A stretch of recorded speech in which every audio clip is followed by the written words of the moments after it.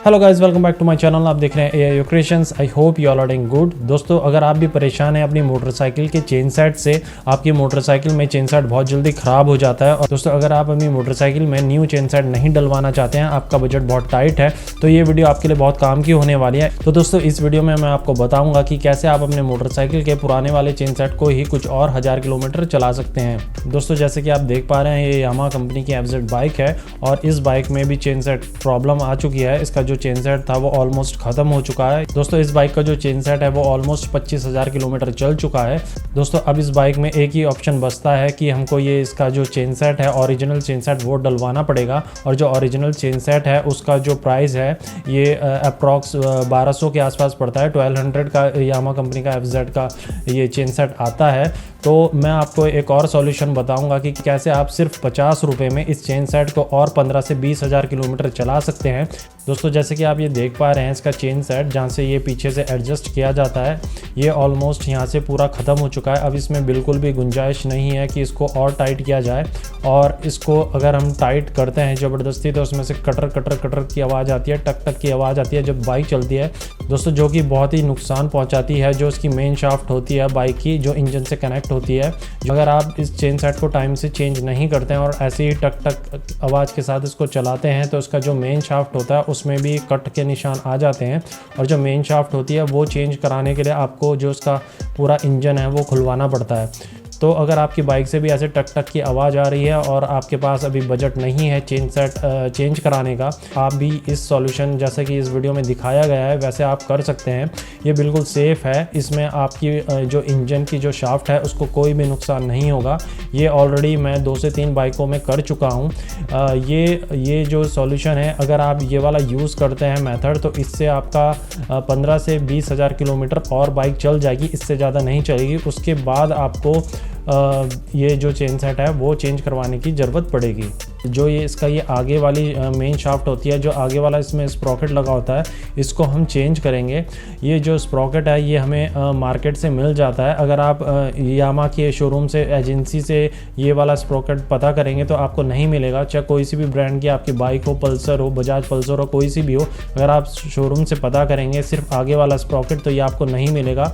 अगर आप शोरूम में जाएंगे तो आपको पूरा कंप्लीट चेन सेट, जिसमें कि चेन, आगे वाला स्प्रॉकेट और पीछे वाला स्प्रॉकेट होगा, पूरा एक जो सेट होता है वो मिलेगा। और अगर आप अपने लोकल मार्केट में पता करेंगे, मैकेनिक की जो शॉप होती है जहाँ स्पेयर पार्ट्स मिलते हैं, वहाँ आपको इजीली मिल जाएगा। जो इसकी कॉस्ट है ये 50 रुपये है। जो ये वाला स्प्रॉकेट FZ में लगता है ये मात्र 50 रुपये में है। जो आपकी बाइक में ये टक टक टक टक की आवाज़ आती है वो इसी स्प्रॉकेट के कारण आती है, क्योंकि ये स्प्रॉकेट बहुत ही छोटा होता है और ये टाइम के साथ साथ घिसता चला जाता है।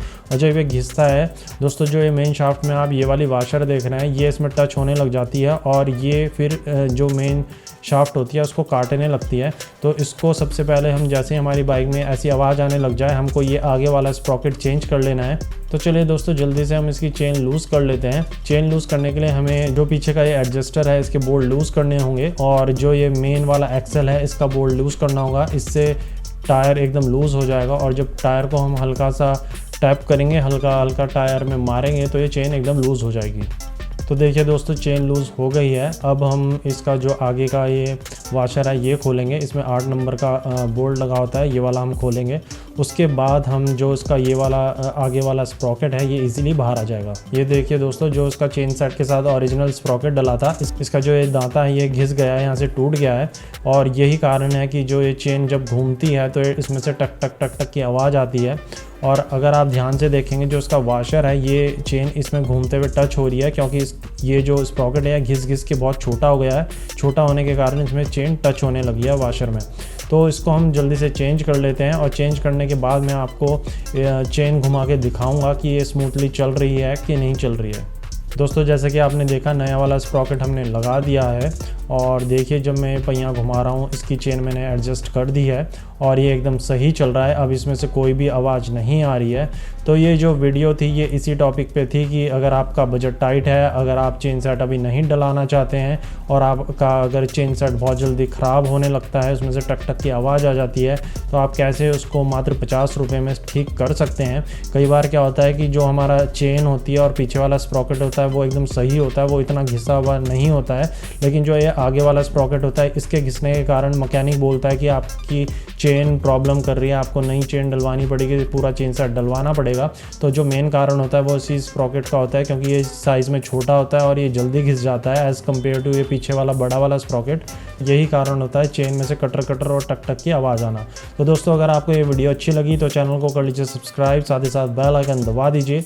मैं जल्द लौटूंगा एक न्यू इंटरेस्टिंग वीडियो के साथ। Till then bye bye.